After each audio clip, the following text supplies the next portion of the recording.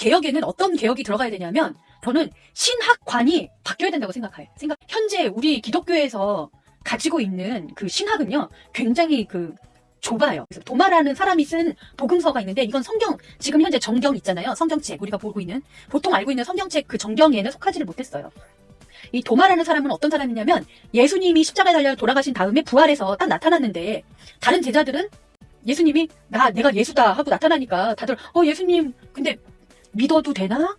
귀신이 아닌가? 막 긴가민가 하고 있었을 때 도마가 나중에 막 와요. 도마도 예수님의 제자 중에 한 명이었거든요. 막 오더니 굉장히 예수님을 사랑했던 사람인 것 같아요.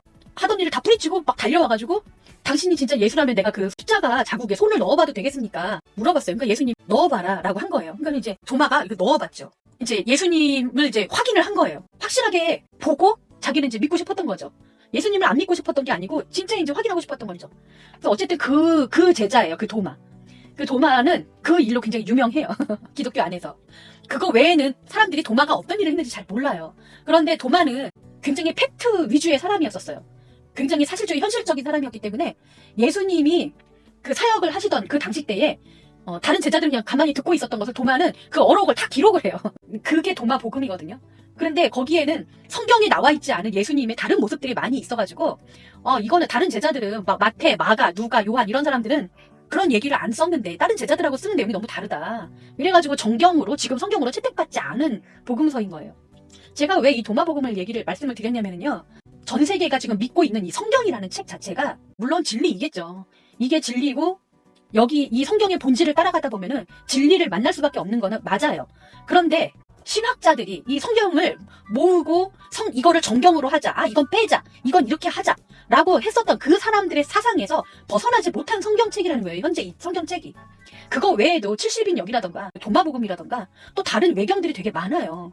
그런 외경들은 그러면 진리가 아닌 비진리를 전달하는 걸까요? 아니거든요. 그들도 다 진리를 얘기하고 물론 장르가 좀 다르겠죠. 제가 성경에는 여러 가지 장르가 있다고 얘기했잖아요. 수필도 있고 소설도 있고 기행문도 있고 그 다음에 무슨 역사책도 있고 시집도 있고 그 다음에 판타지 이런 내용도 있고 되게 많아요. 뭐 부록도 들어있고 여러 가지 그 문학 장르가 모여져 있는데 거기에 도마가 기록한 말하자면 그 어록 있잖아요.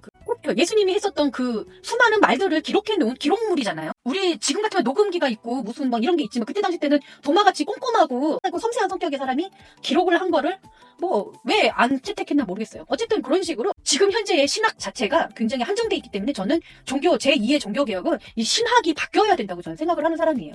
이 신학이라는 것이 성경 외의 것들도 다 받아들여서 거기에 본질을 제대로 파악을 해서 신학을 다시 정립시켜야 된다고 저는 생각을 하고 있는 사람이기 때문에 그래서 지금은 초대교회로 돌아갈 때가 아니고 제2의 종교개혁이 필요할 때이고 초대교회 때 정립되었었던 그러한 것들이 지금 적용이 되어 왔었는데 결국 썩었잖아요. 결국 썩고 초대교회로부터 출발됐던 그 구교가 썩었고 그 구교로부터 받아들였던 기독교가 독립해서 나왔지만 독립해서 나왔다고 완전히 달라졌겠어요? 안 그렇고 자기들만의 어떤 것을 또 신학을 만들어가지고 거기서 또 썩었거든요. 그럼 이제는 제3의 신학이 또 필요하다는 거겠죠. 여기 기독교인들이나 아니면 제 방송을 혹시라도 지나가는 목사님, 신학 하시는 분들, 이런 분들 초대교회 자꾸 외치지 마세요.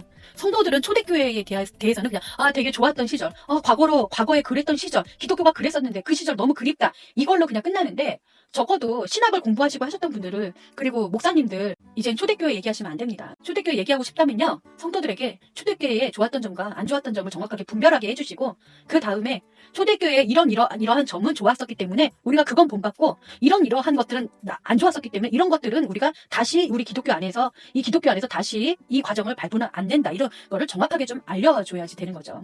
제가 말씀드리는 개혁이라는 거는 성경의 내용을 바꾸고 이러는 것보다도 그것을 해석하는 신학관 자체가 어떤 문자적 해석이라던가 이런 것에서 좀 바뀌어야 된다고, 본질적 해석으로 좀 많이 바뀌어야 된다고 생각을 하는 거고, 이 본질적 해석이라는 것은 누구나 다 들었을 때 그것이 맞다고 해야 되는데, 물론 이 본질적 해석이라고 하는 것은 시대별로 달라지면 본질이 아니죠.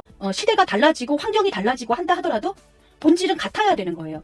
이 같은 해석으로 계속해서 나왔으면 좋겠다는 제 취지가 있었습니다.